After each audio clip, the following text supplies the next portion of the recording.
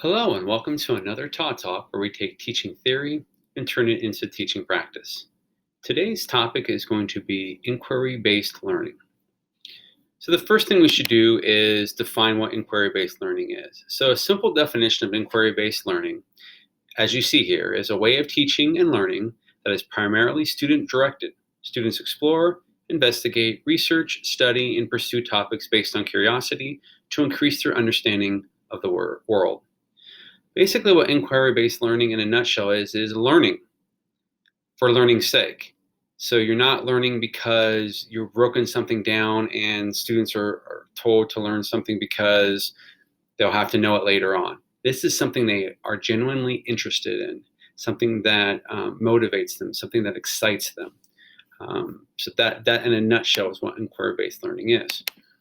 Inquiry-based learning follows this 5-step cycle.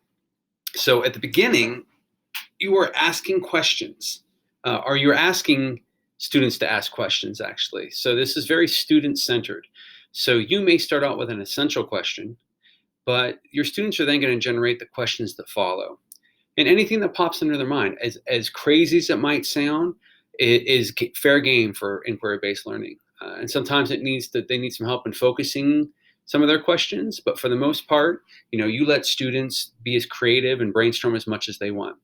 So once they ask those questions, then they have to investigate the answers to those questions. So if they pose a question such as, why do black holes suck in light?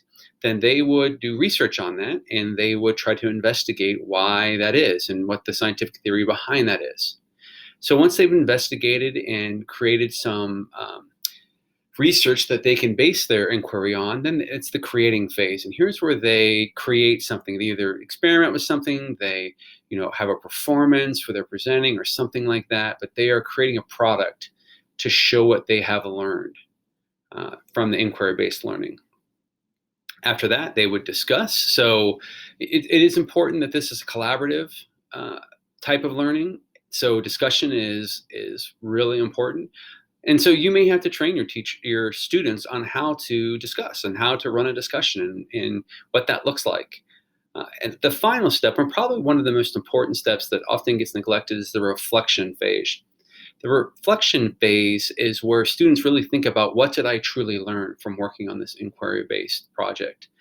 What was it that I got from it? What were my takeaways? And it's interesting because in inquiry-based learning, as in any learning, students may be learning something differently than what you intended. So you may intend for a student to learn about black holes, but what the student really learned is that they need to work on their time management because they ran out of time to produce the product that they wanted to. That's an important lesson to learn. So the reflection is a safe space where students can feel as though they can share what it is or reflect upon what it is that they learned. So what are the characteristics of inquiry-based learning? So one of those characteristics is finding the truth. So you have gotten to the point where students can ask questions to arrive at a truth. This is known as the Socratic method, where you ask so many questions that you go down a certain path, and by exploring those questions, you are going to arrive at a truth. Working with others is really important. So inquiry-based learning at its heart is collaborative learning. So learning to work with others, which is a valuable 21st century skill. And you can see the others there, but the one other one I want to talk about is solving problems. So being a problem solver is also a 21st century skill. So being able to figure out ways to solve problems yourself without having to rely on a teacher to guide you to those problems is a really important skill to learn, not just for high school students, but for elementary students for that matter. We want to create independent learners, and that's what inquiry-based learning really allows for. It's kind of equally important to know what inquiry-based learning is not. It is not a free-for-all where students make every single decision. The one thing for this theory to go into practice, you as the teacher will have to provide structure. And students should know what this structure looks like. And even though it is a loose structure and it is allowing the students to call a lot of the shots, the structure is still there. So they know that something is keeping them on the road of where they need to go. It's never passive. So with students directing, you should never be the teacher in front of the classroom doing most of the talking. I always say you should not be working harder than your students. And inquiry-based learning is a perfect example of that, where the students are doing the heavy lifting. They're the ones who have to do the learning. The last thing in this that I want to touch on, and this is an important one, is the teacher as expert. Uh, One thing you have to do with inquiry-based learning is let go of your desire to be in charge or to be the source of all knowledge. You have to really give kids a chance to explore and some room to make mistakes in that regard. So you have to swallow your pride a little bit and be humble as the teacher. And you're not really the teacher anymore. You're kind of the facilitator. You are helping to guide them where they need to go, but they are doing the teaching themselves. The advantages to inquiry-based learning are many, but a couple that I want to point out is an empower student voice and honors their choice. So when you can put students at the front of their educational decisions, there's going to be so much more buy-in because they feel like they had a say in it.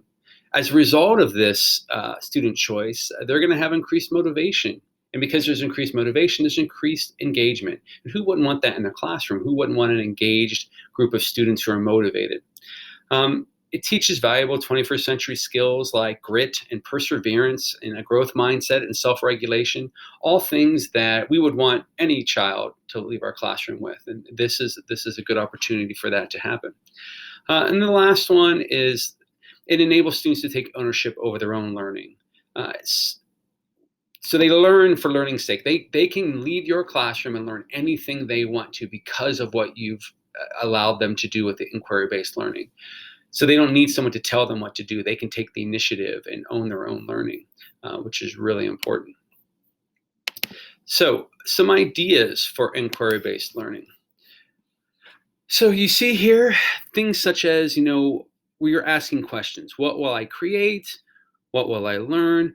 This is a really important one. What do I love? So try, as much as possible, try to match inquiry-based learning with things that students are genuinely excited about.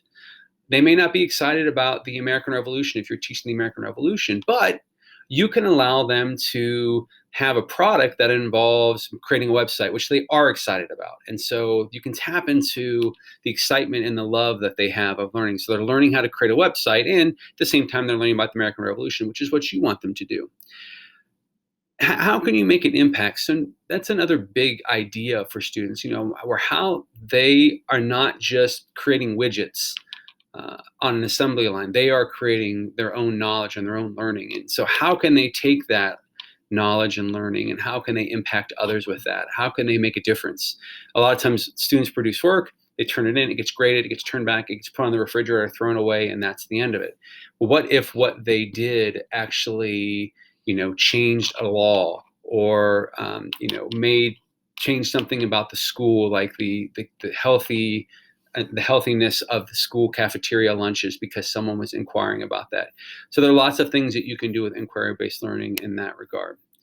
There are a spectrum of inquiry, and so when you start at a structured inquiry, this is probably the most rigid of the inquiry, where the teacher is still in the lead, and they do inquiry together. This is a good place to start when you are practicing your inquiry-based learning.